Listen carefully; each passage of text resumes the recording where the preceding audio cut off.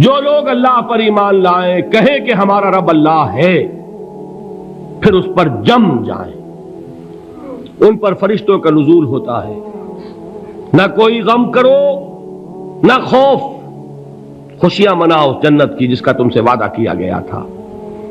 اللہ کی ربوبیت پر اطمینان جب انسان کو ہو جاتا، میرا رب اللہ ہے، ربی اللہ، انسان کے لیے نہ کوئی کھٹکا، نہ کوئی خطرہ، نہ کوئی خوف، نہ کوئی حزن۔ جو کچھ ہو رہا ہے کس کے اذن سے ہو رہا ہے؟ اللہ کے اذن سے۔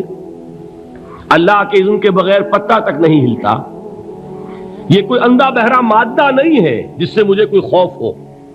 اندھا بھینسا چلا آ رہا ہو، اس سے تو ڈرنے کا ہر انسان کو ڈرنا چاہیے، نہ معلوم کس کو ٹکر مار دے۔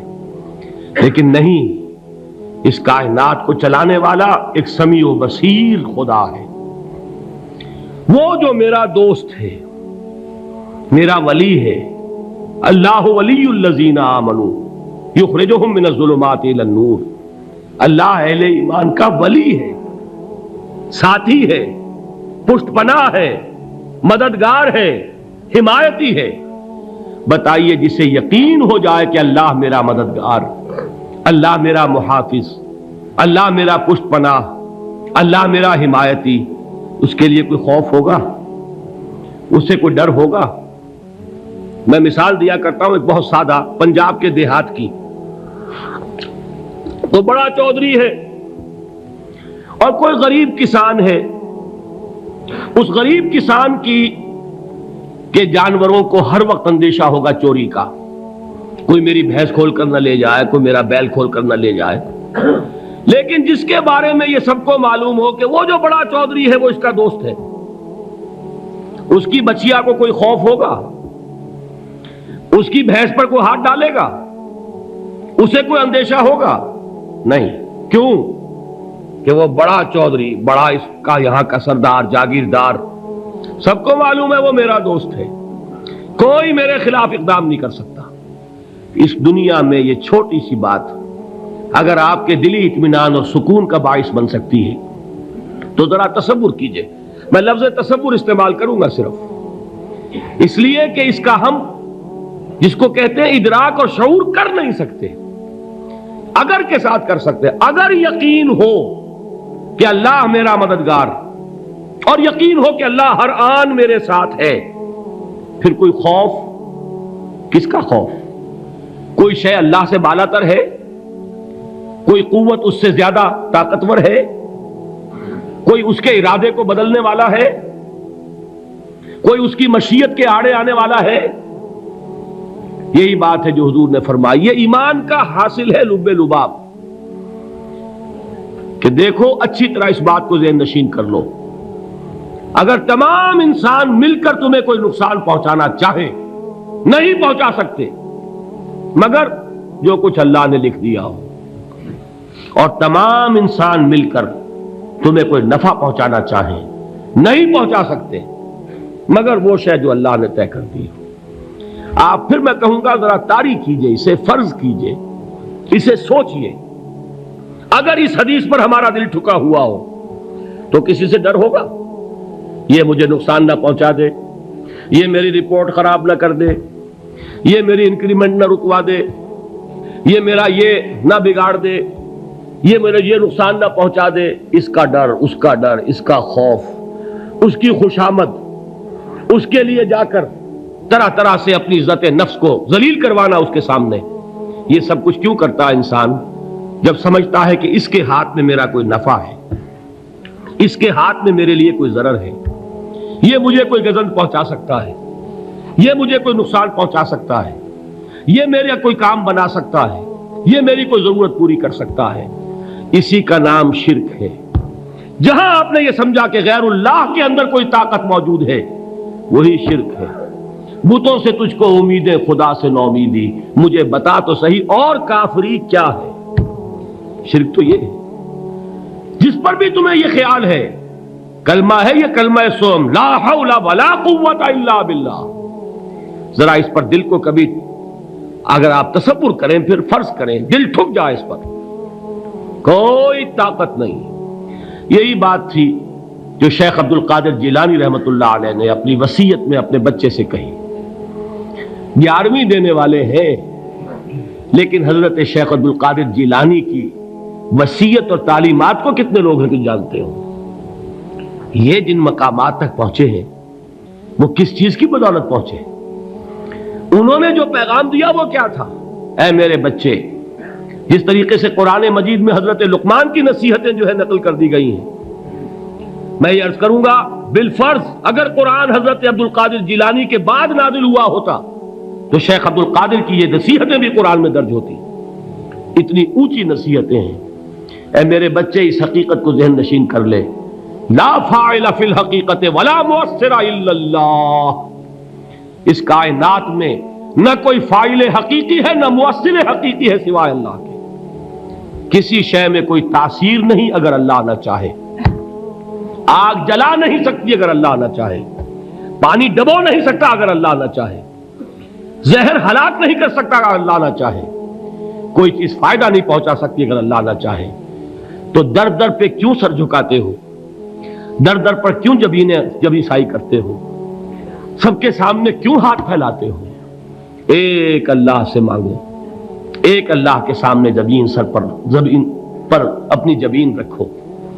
لا فاعل فی الحقیقت ولا مؤثر الا اللہ. نظر آتا ہے ہمیں کہ پانی پیاس بجھا دیتا ہے. پیاس بجھانے کی صلاحیت پانی میں نہیں ہے، اللہ کے اذن سے. کھانا بھوک مٹا دیتا ہے. بھوک مٹانے کی صلاحیت کھانے میں نہیں ہے، اذن رب میں ہے. دیکھیے یہی یقین تھا. حضرت موسیٰ علیہ السلام کا واقعہ یاد کیجئے. سامنے سمندر آ گیا ہے. قوم دیکھتی ہے پیچھے کہ گرد و غبار کا طوفان ہے. معلوم ہوا کہ فرعون اپنے لشکر سمیت آ گیا ہے. لشکر جب چلتا تھا تیز رفتاری کے ساتھ تو گرد و غبار کا جو طوفان اٹھتا تھا اس کا تصور کیجیے. اور لمحہ بلمحہ وہ قریب آ رہا ہے. پوری قوم نے کیا کہا؟ اے موسیٰ انا لمدرکون. اے موسیٰ ہم کو پکڑے گئے. قرآن مجید نے تو یہاں وہ باتیں نہیں لکھی ہیں، لیکن تورات میں یہ درج ہے کہ بنی اسرائیل جھگڑنے لگے، دست و گریبان ہو گئے موسیٰ کے ساتھ. موسیٰ ہمیں یہاں مروایا لا کر، اس سے تو ہم ہی بہتر تھے. وہاں کھانے کو ملتا تھا، زندگی تو تھی، بیگار ہم کر رہے تھے، موت تو نہیں تھی. اب جو کچھ ہوگا اس کا تصور کرو، جس طریقے سے ہمارے ٹکڑے اڑائے جائیں گے. تو لڑ رہے ہیں حضرت موسیٰ علیہ السلام سے. یہ تورات کی تفصیل ہے. قرآن میں صرف اتنا آیا ہے، پریشان ہو کر انہوں نے کہا انا لمدرکون. موسیٰ ہم تو پکڑے گئے. اس وقت موسیٰ کا جواب کیا ہے؟ کلا ان معی ربی سیہدین. نہیں، میرے ساتھ میرا رب ہے، وہ راستہ دے گا. بتائیے کہاں راستہ نظر آ رہا ہے؟ یہ ہے ایمان بالغیب. راستہ نظر نہ آئے تب اللہ پر یقین ایمان ہے. جیب میں پیسے ہوں اور تب دل کو اطمینان ہے تو ایمان کس پر ہوا؟ پیسے پر، اللہ پر نہیں. جب وسائل و ذرائع نہ ہو اور پھر یقین ہو کہ اللہ مسبب الاسباب ہے، وہ اسباب کا پابند نہیں ہے، وہ اسباب کا محتاج نہیں ہے، اسباب اس کے محتاج ہے. اگر یہ یقین ہے تو اللہ پر ایمان ہے. یہ نہیں ہے تو تمہارا ایمان اسباب پر ہے، وسائل پر ہے، ذرائع پر ہے، مادیات پر ہے، اللہ پر نہیں. اس وقت کہاں راستہ تھا؟ کوئی راستہ تھا؟ سمندر ہے اور ادھر سے لشکر آ گیا ہے. کلا ان معی ربی سیہدین. اب دیکھیے ایمان کہہ دینا آسان ہے، ہوا معکم اینما کنتم. جہاں کہیں بھی تم ہوتے ہو اللہ تمہارے ساتھ ہوتا ہے. لیکن اس کا یقین قائم ہو جائے تو زمین و آسمان کا فرق واقع ہو جائے. یہی بات ہوئی حضور کے ساتھ. غار ہے، چھپے ہوئے ہیں محمد الرسول اللہ اور آپ کے وہ یار غار ابو بکر صدیق رضی اللہ تعالی عنہ. اقبال نے حضرت ابو بکر کی شان میں چند اشعار کہے صرف، لیکن واقعہ یہ ہے کہ بھاری بھاری نظموں پر اور قصیدوں پر بھاری ہے. طویل ترین نظمیں اور قصیدے ہوں ان پر بھاری ہے. ہمتیں ابو بکر کی ہمت جو ہے کشت ملت را چو ابر، جیسے بارش سے کھیتی اپجتی ہے، ابو بکر کی ہمت اور عزیمت اس امت کو اسی طرح سینچنے والی ہے۔ ثانیے اسلام و غار و بدر و قبر، وہ دوسرے تھے اسلام میں، دوسرے پہلے کون تھے؟ انا اول المومنین، حضور فرماتے ہیں سب سے پہلا ایمان لانے والا میں، دوسرے ابو بکر۔ ویسے ہمارے ہاں یہ چلتا ہے اختلاف، حضرت علی پہلے ہیں کہ حضرت ابو بکر پہلے ہیں، لیکن اس میں بڑی خوبصورت تطبیق قائم کی ہے علماء نے، اور بہت صحیح ہے۔ چار کے بارے میں فیصلہ ہی مت کرو کہ کون پہلے ہے، ان کی ایک عجیب تقسیم کر دی ہے۔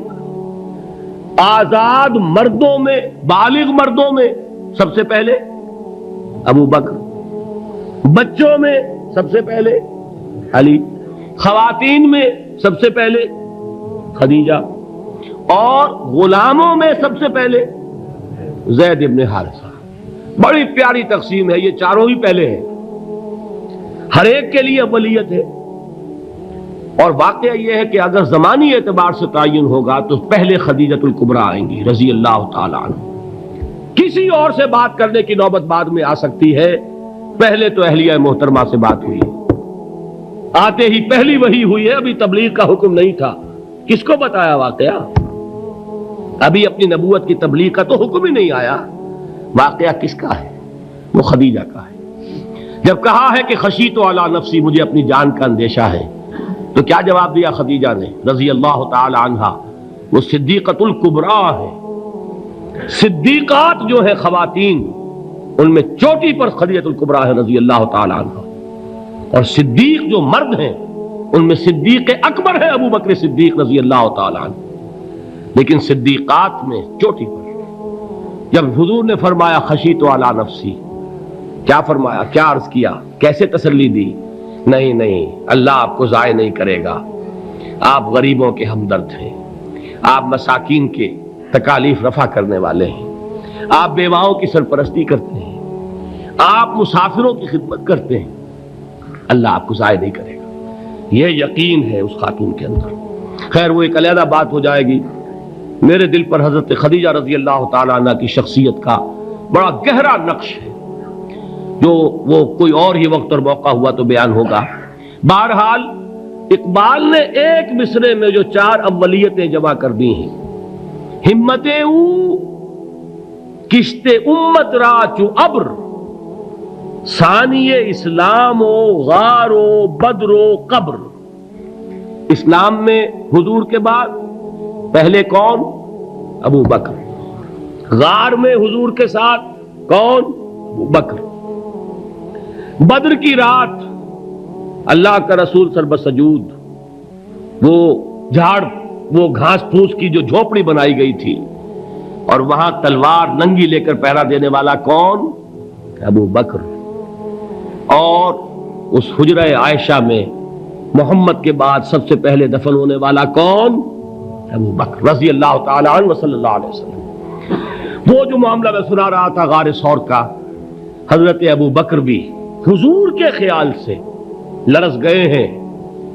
آپ کو یاد ہوگا کہ جا کر پہلے تمام جتنے سوراخ تھے انہیں بند کیا ہے، ایک سوراخ رہ گیا تھا جس کو بند کرنے کے لیے کوئی کپڑا نہیں تھا، وہاں اپنی ایڑی رکھی ہے، تب کہا ہے حضور سے تشریف لائیے، اور اپنے زانو پر حضور کو لٹایا ہے، اور وہاں کسی موذی جانور نے کاٹا ہے، حضور کی آنکھ لگ گئی تھی، اس وقت اس بل کے اندر جو بھی بچھو ہے کیا ہے واللہ عالم، اس نے کاٹا ہے، اس کی تکلیف کی وجہ سے ابو بکر کی آنکھوں سے آنسو ٹپک گئے، حضور کے چہرے مبارک پر پڑے ہیں، تو حضور جاگے ہیں، معاملہ کیا ہے؟